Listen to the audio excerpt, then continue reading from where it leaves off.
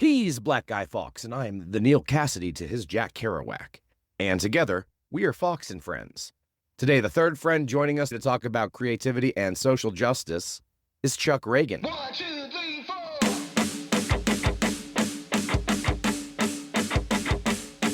From coast to coast, from sea to shining sea, what he got is fucking wrong. His land's not made for you and me.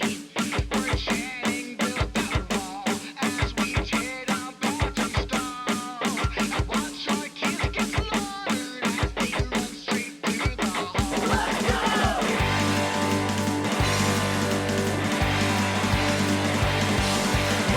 Ian is still on the road, heading from playing Punk Rock Hoedown and volunteering with Punk Rock Saves Lives in Las Vegas. So you're stuck with me, as he's traveling to Nashville, Tennessee now, to play a show at Springwater before getting on stage with some wonderfully bedazzled jorts at Jortsfest this weekend. Then, I pick him up from the airport in Pittsburgh on Sunday, June 2nd, and you can find both of us volunteering with Punk Rock Saves Lives for Pride in Pittsburgh. And pretty soon we'll be announcing the lineup for this year's Fawkes and Friends Festival on this podcast with a very special episode. But for today, we were both excited to talk to Chuck Ragan, an absolute legend and all-around good human. You may know him from his solo work, the 30 years his band Hot Water Music have been performing, recording, and touring, or his legendary revival tour. Chuck was gracious enough to give us a little time before doing soundcheck at his Boston show, which was right before Ian went up to see him perform in Mechanicsburg, PA. Enough preamble. Let's get into it with Chuck Ragan.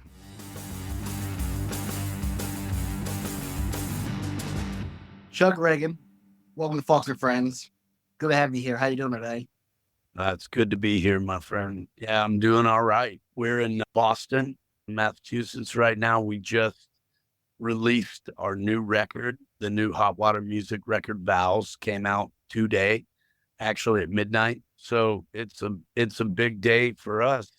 You know, it always feels good to have that closure of the record release day, you know, when that comes, and it's like that's, you know, you've done everything, you know, you could do for that collection of songs, and it hits the streets, it's out in the world, all the work's done for the most part, at least up until, you know, record release day. It always feels good. It's a big deal. We worked hard on this record and we love it. We had a blast doing it. And yeah, man, feels great. It was the soundtrack I binged while doing my work this morning before we met for this call. Really enjoyed it. Question about like recording and stuff, because you've been doing this for a very long time. We're actually closer in age than I realized, just because I can remember your music being around for this long. I'm actually kind of surprised that we're both in our 40s. You've been at it a long time. Curious, what kind of changes have you seen both in the punk scene and in touring over the last 30 years? Because I'm sure you've seen a lot of development and evolution.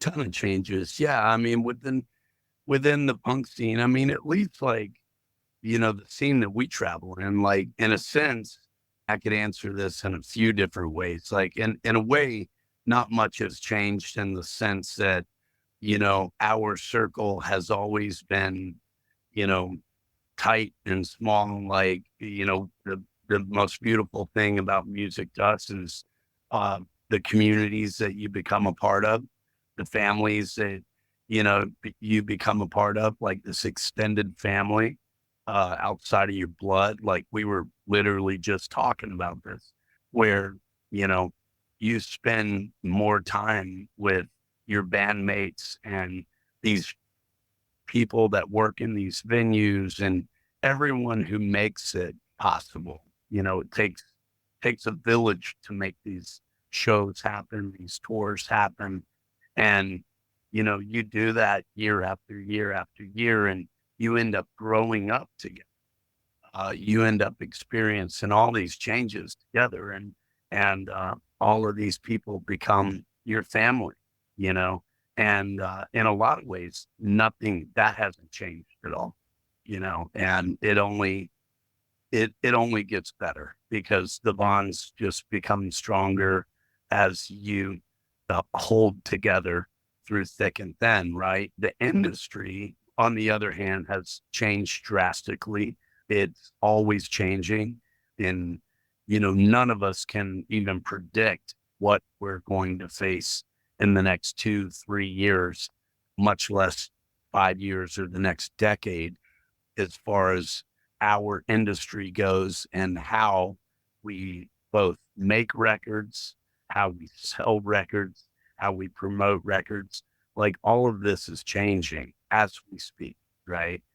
For us in the early days when we were still demoing stuff on 4-track recorders or tape recorders and dubbing tapes and passing them out, physically passing them out at shows and promoting our shows by running to Kinko's and printing flyers and stickers and getting ourselves out on the street and stapling them, nailing them to telephone poles and passing them out at shows. Like all that stuff is a thing in the past and has been for quite a while. And in terms of making a living doing this, like it's as tough as it can be. A lot of people don't get it. Like I'm sitting on a tour bus right now, but that means nothing in terms of like, how well we're living at home. You know what I mean? Like so much money comes in and goes out. There's so many mouths to feed. There's so many hands in the cookie jar, so to speak, that it's a constant battle just to make ends meet, to make it work.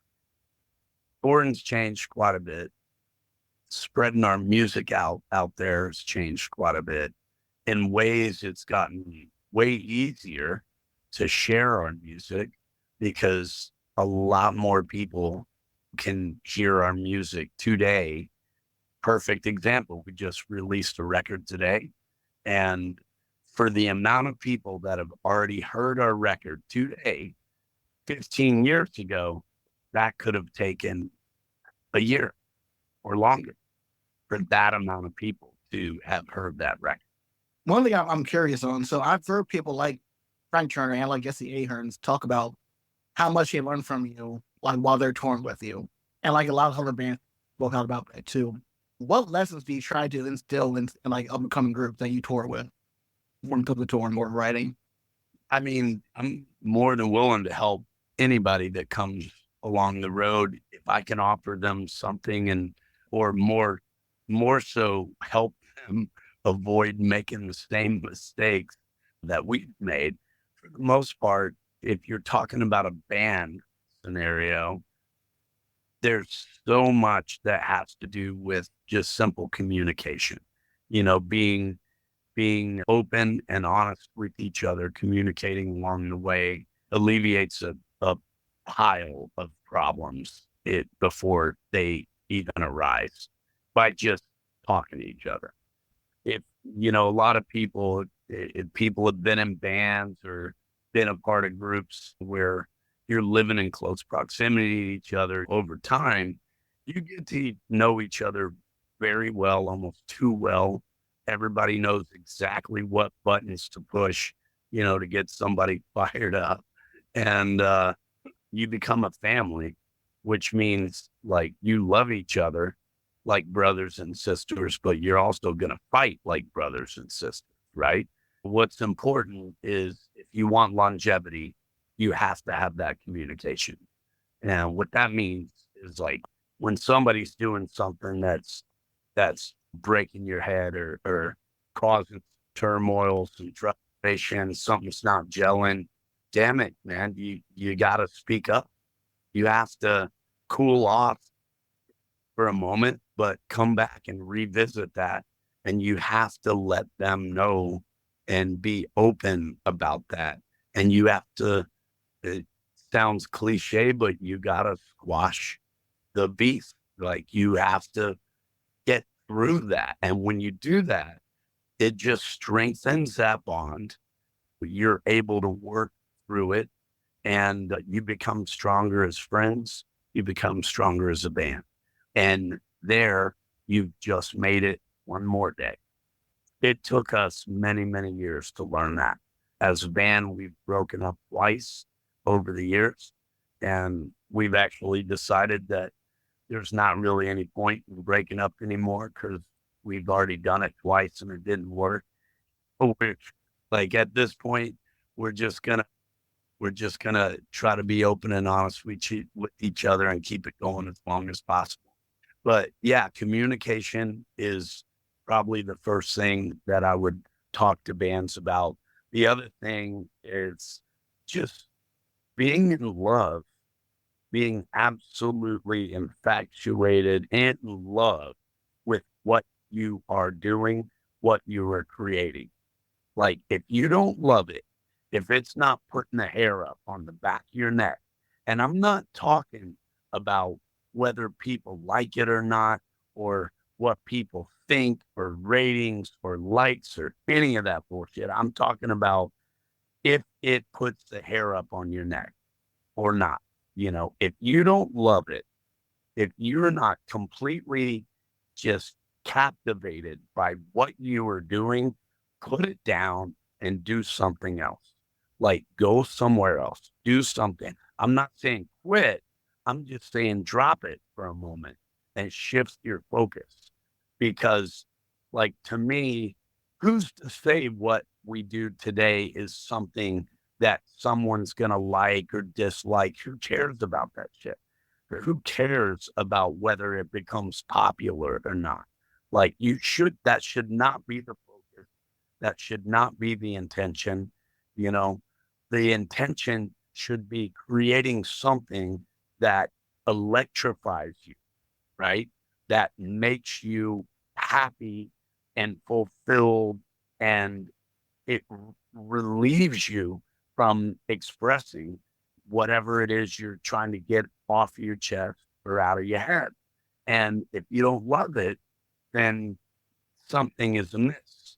Something is amiss. And so you either have to shift your focus or go to your mates for some help or some advice, or how do we make this better? How do we make this song better? How do we make this chorus better? How do I make this line make more sense? But until then, like, if you don't have that opportunity at the moment, just put it down and shift your focus until you're able to go back to it and love it again, until you're able to go back to it and find that path that makes you go, oh, that's it. And that hair on your arms and your back of your neck stands up and you go, okay, now I'm back on my path. More things go into the whole music career than just like writing the music, making the music. And one of the things I've kind of noticed, and you can correct me if I'm wrong, is that like for a lot of the acts that you've taken out with you, or even just like in your fishing stuff, it seems to me you're kind of like a natural mentor. Was that a strange role to find yourself in? Like how did you start developing like that part of yourself? I don't know, man. Probably from having mentors. I mean, like all I'm doing is, and whether it's in music, talking to you guys right now, or in fishing, you know, is just sharing knowledge that was passed down to me, sharing knowledge that I picked up along the way. That's all we can do. I don't know, you know, I don't need to talk to you guys right now. I want to. I want to spend some time with you and share this knowledge that I found along the way. One, because you care. You care to know or find out, you know. And people treated me the same way. You know, I'm still searching as well. I still need mentors. I have mentors. I have people that I look up to and that I admire. My dad always taught me, he's like, if you want to get good at something, he's like, you need to go pair up with someone who is better than you. Get beat by them, get humbled by them, learn, you know. And and carry on. I dig that. And for me personally, when I started getting into, I guess, more like folk and like punk stuff when I was like 20, the first people I listened to was Frank and also you as well. I've been a fan of yours since. I always love your lyricism against and some your little hot water music or both your solo stuff too. And speaking of hot water, I know it's been 30 years now, which congratulations on that for Thank 30 you. years of hot water. When you think about the longevity of hot water music, what milestones do you think stick out towards you the most? Like moments that you didn't think what happened. Yeah. First and foremost was the first time we broke up. It was the smartest thing and the most beautiful thing we ever did was break up. And the reason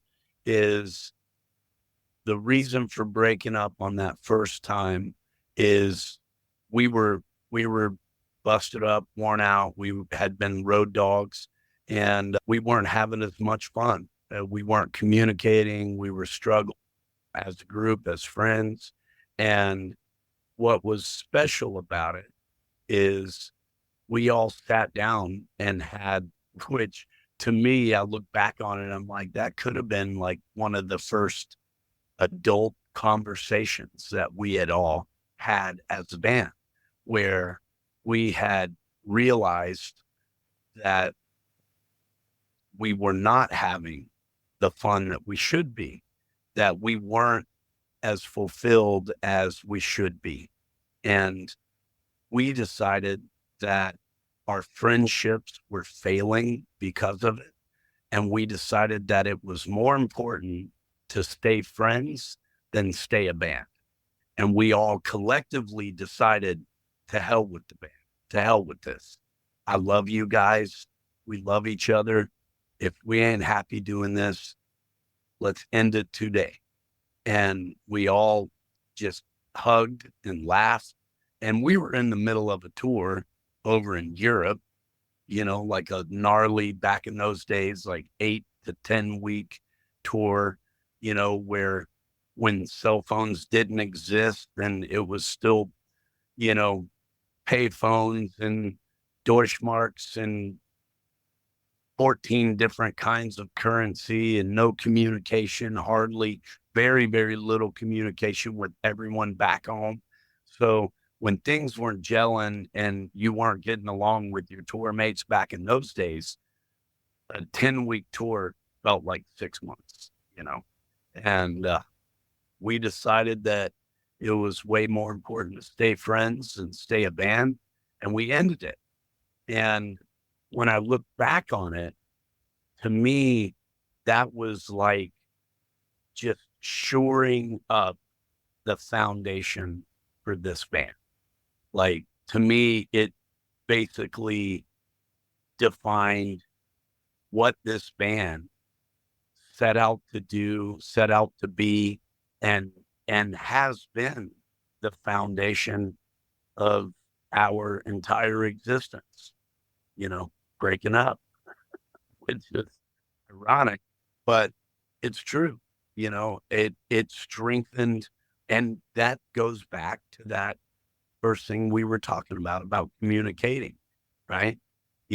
Like we needed to get stuff off of our chest, and we were sitting in a cold stairwell in Munich, Germany, I believe, and with 3, 4 in the morning having this conversation, and we all ended up crying and laughing and hugging and just going, well, that was fun. Let's finish these last few shows and go home. I look back on it now, it's the most important thing we ever done. So that was a huge milestone. If I were to really break it down, every release was a milestone. Hot water music we've always been about short-term goals. For some reason, we've always realized and respected the fact that all of this could be over tomorrow. Something could happen or something could shift where everything will be done tomorrow. So we appreciate the time that we have. We work hard with what we got. And in the beginning, it was all about just writing a couple songs. And we did that. And then the next goal was, let's just make a tape. And we did it. And then it was, let's play a show. And we did it. All these were milestones. And there was a 7-inch. And then it was, let's go on a tour. And let's go overseas. Like every single one of those were massive milestones that changed our life, introduced us to people who, some of them became lifelong friends. So every single one was just worth its weight in gold. One of the possible milestones I was thinking about, because Ian and I were talking to Matt Flood from Asbestos Records before this. You guys were one of the bands that really pushed vinyl variants and were really instrumental in kind of increasing that popularity of vinyl in the scene. Are you a vinyl guy yourself? I am. Yeah.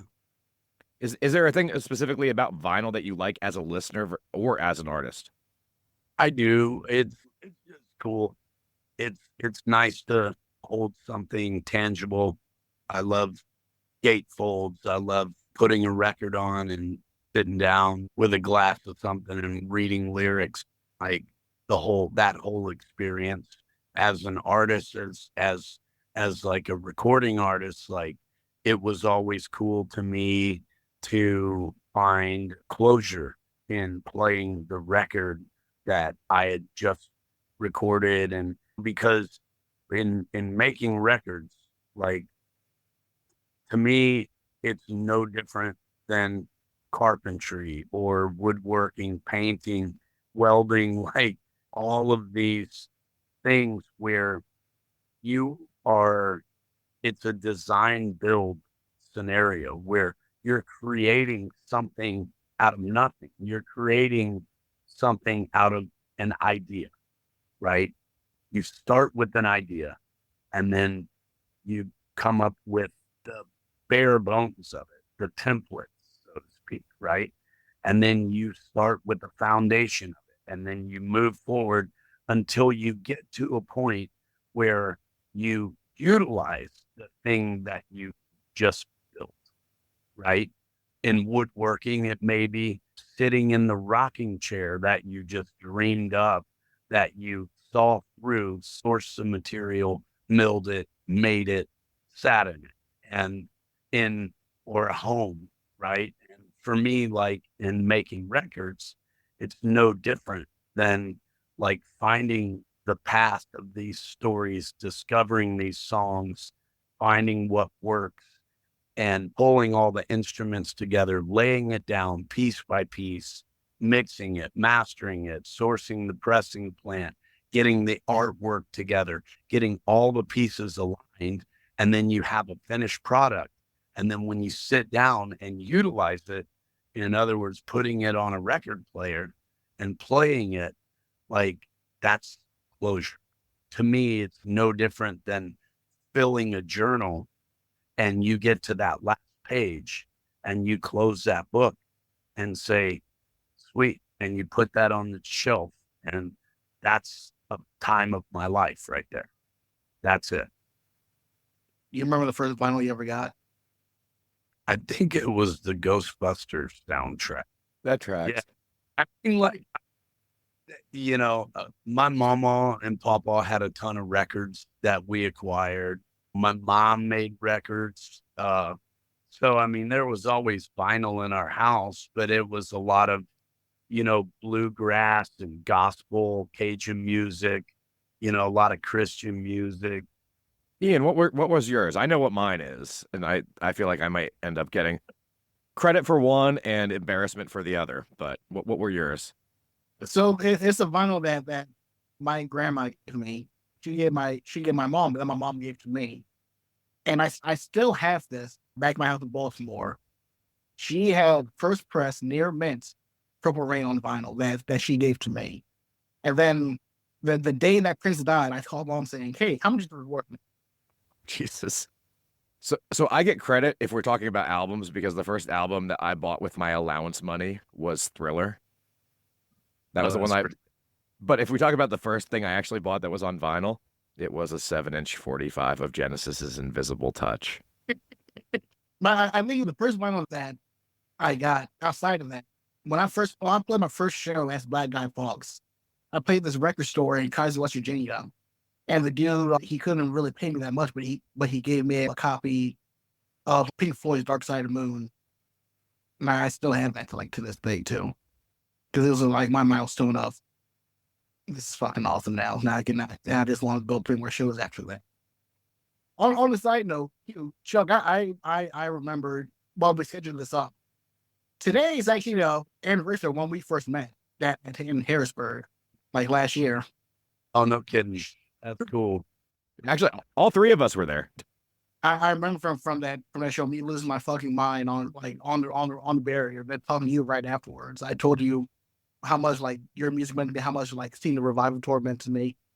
Yeah. And that's my next question, which is, will that come back, the Revival tour? I would love for it to, and we've been talking about it. There's some loose plans in place, but it's always been a want to act. For sure. It's a really special tour. It's really difficult and really, really expensive to run. And my wife and I ran it for over 7 years, funded everything, and it was tough. Like doing it, don't regret it one bit, but I gotta figure out how to make it work. So, but yeah, one of these days it'll come back. Well, if you need somebody for it, I know a guy. So now we're gonna move on to some mini games now. Well, some quick fire questions for you. Okay. In a game that's called what, Ian? 1, 2, 3, 4. Nice, motherfucker. All right. So we have some rapid fire questions for you. So me seeing your Instagram, I know that you love two things: fishing and barbecuing and smoking meats. So my question for you, first one is, what is your Mount Rushmore, your top 4 favorite barbecue meats? Well, it'd probably be smoked brisket, baked chicken thighs, probably what we call armadillo eggs. I can explain that if you don't know what an armadillo egg is. Please do. And smoked fish. I could eat smoked fish pretty much any day, every day, anywhere. Yeah. No, armadillo eggs are more or less like the way we'll do them is, there's a few different ways and few different interpretations of it. Down in Texas, you got Texas Twinkies or armadillo eggs, and like a Texas Twinkie would be like a jalapeno with cheese, a mixture of cream cheese and shredded cheese mixed up, stuffed into the jalapeno, or chopped up leftover brisket and cream cheese or shredded cheese mixed up, stuffed into the jalapeno, right? And then wrapped in bacon and smoked or grilled that way. Armadillo eggs can be stuffed jalapenos that have ground sausage basically wrapped around that and then wrapped in bacon, or a boiled egg, right? Similar to like a Scotch egg scenario where you got a boiled egg that have ground sausage packed around it and then wrapped in bacon and grilled and smoked that way, hitting it with a little barbecue sauce in the last 15 minutes. But those are always, they're little labor intensive to make, but everybody loves them, or at least, us carnivores. I would like your ranked in order top 3 barbecue regional styles. I mean, I'm going to have to go with Texas barbecue up top, followed by, some of the best barbecue I've had outside of Texas has been in Chattanooga, Tennessee. There's a lot of good going on there. And, just the way we would make it down in Florida, yeah. So it's all staying in the southeast. What are your musical guilty pleasures? Musical guilty pleasures. If you have any. Like, or what would be considered a guilty pleasure or a surprise that somebody might not expect that you're really into? No, I don't feel guilty about anything that I'm listening to, you know. My son, a lot of the music that's happening in our household, right? My son's favorite bands are Hot Water Music and Turnstile, but then at the same time, he'll rock some T Swift or some Eminem or, him and my wife have dance parties in front of a big mirror. And, there's a ton of stuff that he ends up playing that I did, Post Malone and Taylor Swift and, that it all sounds good to me. I mean, I like music that makes people feel good. And when I'm watching a 9-year-old and the woman that I love, like ripping it in the living room, dancing around, I don't care what's playing. They're having a great time and so am I. All right. I'm going to pull the knuckles up real quick just so you can see the karaoke tattoo so you understand where I'm coming from with this. But if you were in a place where no one knew who you were and karaoke was happening and you're like, I'm going to get up and do a karaoke song, what karaoke song would you pick? Stand By Me. Benny King, nice choice. Love it. And one more I have for you. You've toured with an extensive list of people throughout the years.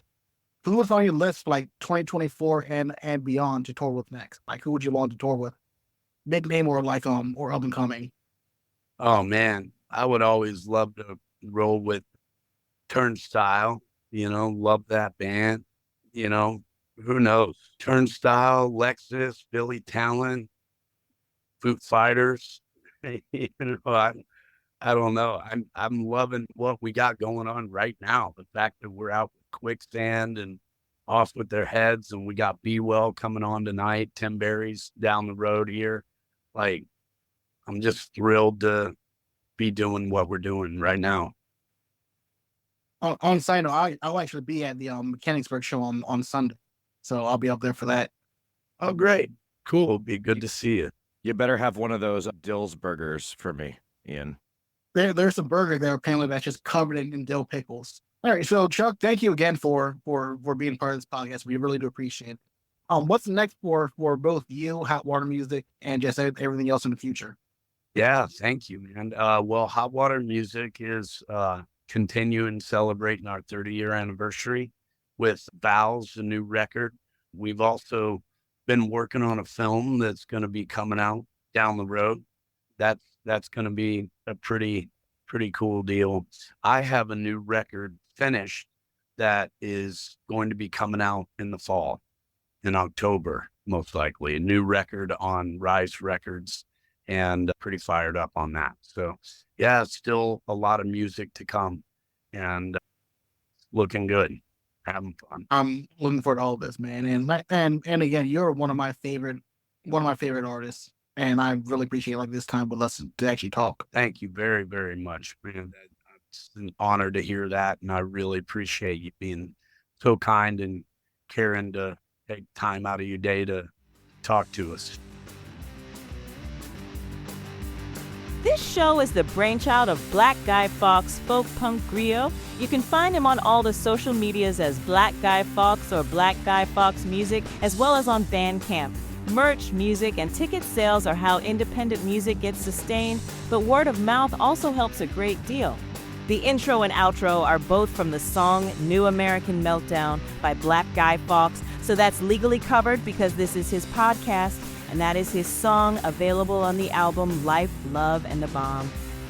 Additional music elements provided by Ben Dumb Production Music. Check out more at bdmusicproduction.com for all your bespoke, royalty-free background music needs. Sound design and editing by Ed Coulard, who appears courtesy of his dog and many, many cats. Cover art by Jacob Matthews, a pal who has been down since day one. Finally, while Fawkes and Friends firmly believes that punk rock is and should be a safe space, we know it can't be safe for everyone without excluding bad elements. So remember.